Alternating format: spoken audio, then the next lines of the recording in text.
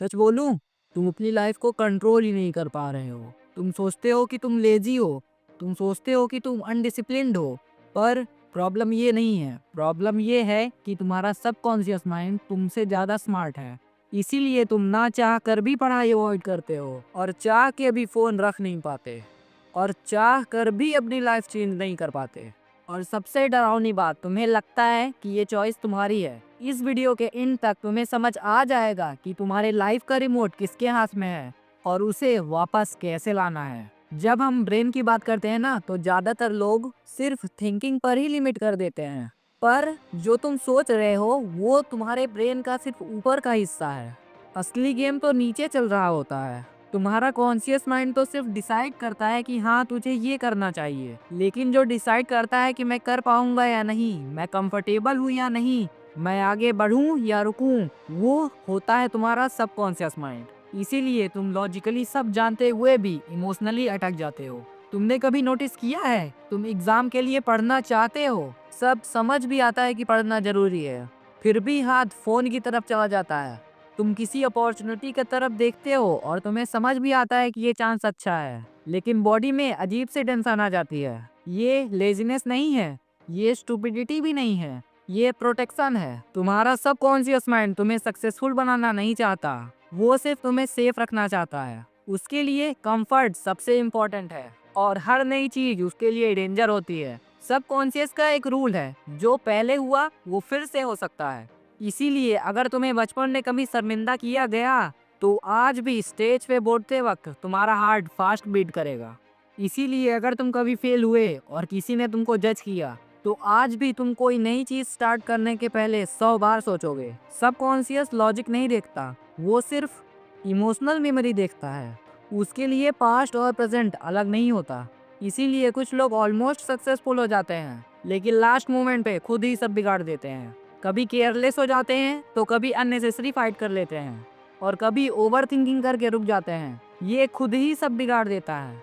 तुम्हारा subconscious mind बोलता है कि इतनी सक्सेस मेरे कंफर्ट में फिट नहीं होती, और जैसे ही तुम उस लिमिट को क्रॉस करने लगते हो, तो वो तुम्हें वापस खींच लेता है। तुम शायद नोटिस भी नहीं करते, लेकिन हर रोज तुम खुद से बात करते हो, जैसे मैं हमेशा लेट हो जाता हूँ, मेरे साथ हमेशा ऐसा ही होता है, मैं डिसिप्लिन नहीं हूँ। तुम्हारे लिए तो ये सब वर्ड्स हैं, लेकिन तुम्हारे सबकॉन्शियस माइंड के लिए ये आइडेंटिटी बन जाता है। और जो चीजें बार बार रिपीट होती हैं, सबकॉन्शियस माइंड उसे सच मान लेता है। इसीलिए चेंज सिर्फ मोटिवेशन से नहीं होता, और इसीलिए एक वीडियो देखकर लाइफ ट्रांसफॉर्म नहीं होती। चेंज तब होता है जब तुम अपने सबकॉन्शियस को न्यू एविडेंस देते हो, छोटे एक्शंस, छोटी जीत, और फिर उस जीत का रियलाइजेशन। सबकॉन्शियस बोलता है अच्छा ये बंदा कर सकता है, और धीरे धीरे प्रोग्रामिंग शिफ्ट होती है।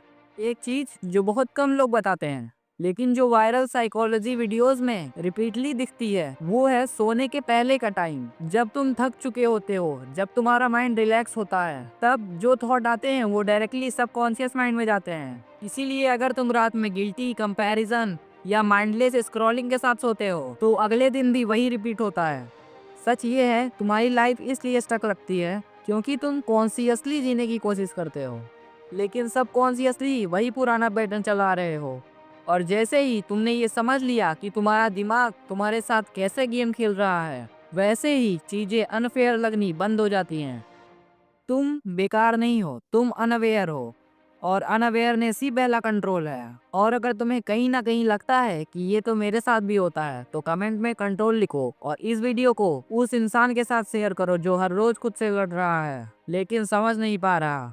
इस वीडियो का एंड यही हो रहा है, पर आज समझ जो तुमने यहाँ लिया वो सिर्फ इतना है कि तुम्हारी लाइफ एक्सीडेंटली नहीं चल रही। कोई तो पैटर्न है, कोई सिस्टम है, और जब तक तुम उस सिस्टम को इग्नोर करते रहोगे, तब तक तुम वही जी रहे होगे जहाँ तुम आज जी रहे हो।